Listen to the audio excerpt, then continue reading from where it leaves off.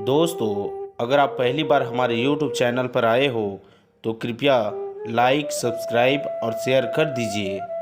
चलिए चलते हैं कहानी की ओर। मायके से पहले ससुराल। श्रेष्ठ कहानी। भारती जी जब रोटी बना रही थी कि तभी किसी ने दरवाजे की बेल बजाई। बेचारी भारती रसोई घर में अपने हाथों में लगे आटे से भरे हाथों के धोने तक लगातार दरवाजे की कुंडी बज रही थी। वह लगातार बोल रही थी, थोड़ा रुको, मैं आ रही हूँ। अब इस उम्र में वह भाग कर जा भी नहीं सकती दरवाज़ा खोलने के लिए।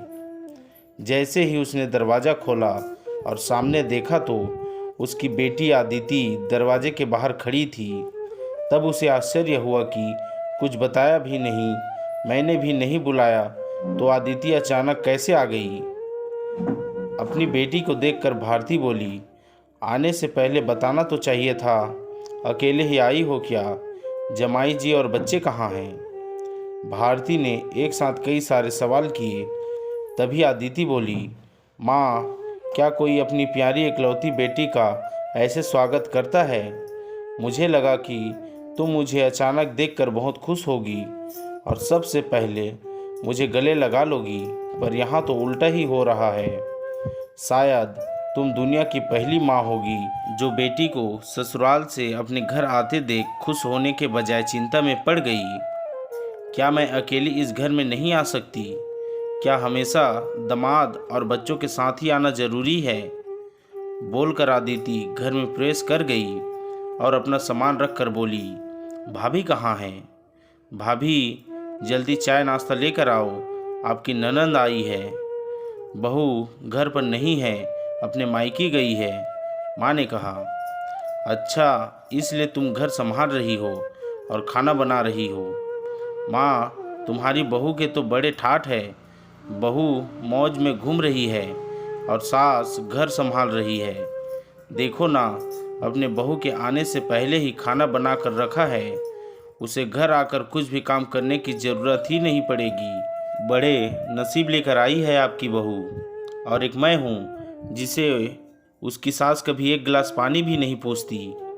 आदिति ने ताना मारते हुए कहा, बेटा, प्यार और इज्जत ऐसी चीज़ है जो हम पहले किसी को देते हैं, फिर उससे अपेक्षा रखते हैं कि वह भी हमें वापस दे।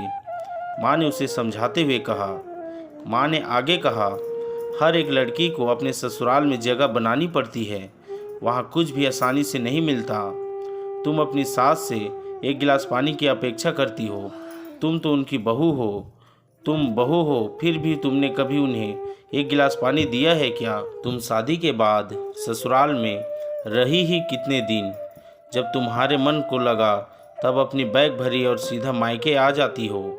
मायका और ससुराल एक ही शहर में है, इसका मतलब ऐसा नहीं होता कि तुम जब चाहो तब मायके आ जाओ और चाहो उतने दिन रहकर वापस ससुराल चली जाओ। मायके में भी बेटी को मान सम्मान तभी मिलता है जब बेटी ससुराल का मान सम्मान रख कर मायके में कुछ दिनों के लिए आती है, तभी उसे मान सम्मान मिलता है। ऐसा हर रोज़ बिन बुलाए कोई कारण न होते हुए भी कोई बेटी मायके आती होगी तो उसको साधारण पूछताछ भी कोई करता नहीं। और तुम मेरी बहू को बोलती हो ना, तुम तो मेरी बहू की बराबरी ही मत करो। वह कभी भी बुलाए बिना अपने मायके नहीं जाती है, और गई भी हो तो वहाँ की कोई भी बात में वह कुछ नहीं बोलती। वह जब घर में रहती है तब वह मुझे घर में कोई भी काम को हाथ लगाने नहीं देती। अब मेरी इच्छा से घर के काम कर रही हूँ, वह मुझे काम करने को नहीं कह गई। अपनी बेटी को माँ के सिवाय अच्छा कौन समझ सकता है?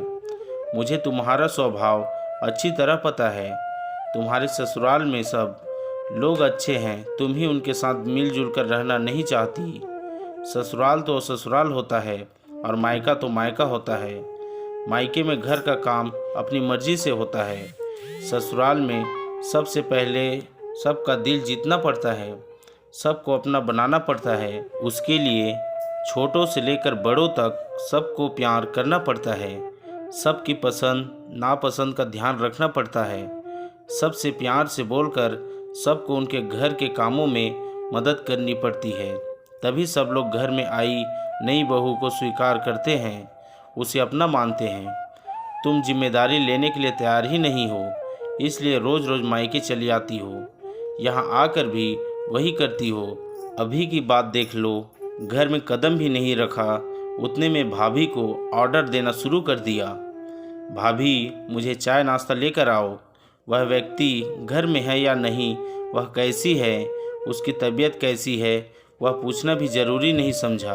घर में आए मेहमान की मेहमान नवाजी होती है, पर उनका बर्ताव, बोलना सामने के व्यक्ति को पसंद आया तो मेहमान नवाजी ना मांगते हुए पूरी होती है।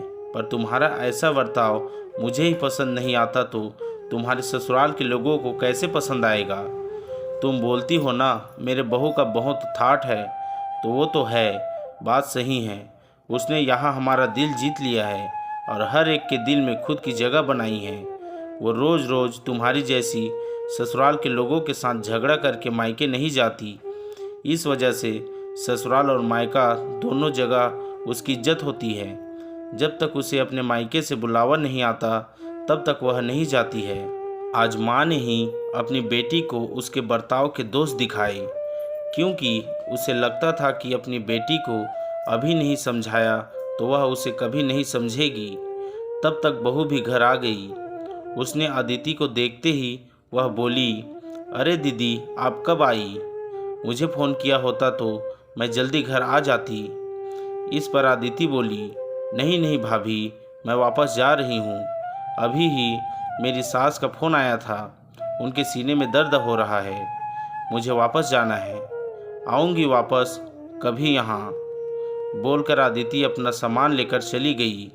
तभी उसकी भाभी ने उसे रोकने का प्रयास किया, पर उसकी सास ने ही अपनी बेटी को रोकने के लिए मना कर दिया और अपनी बहू को बोली, बहू जाने दो, उसे पहले अपना घर संभालने दो, उसके बाद उसे मायके में आने दो।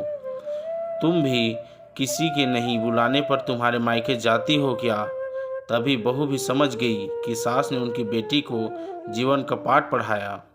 काफ़ी महीने हो गए अदिति का फ़ोन नहीं आया था। वह खुद भी मायके नहीं आई, इसलिए उसकी माँ ने उसे फ़ोन किया।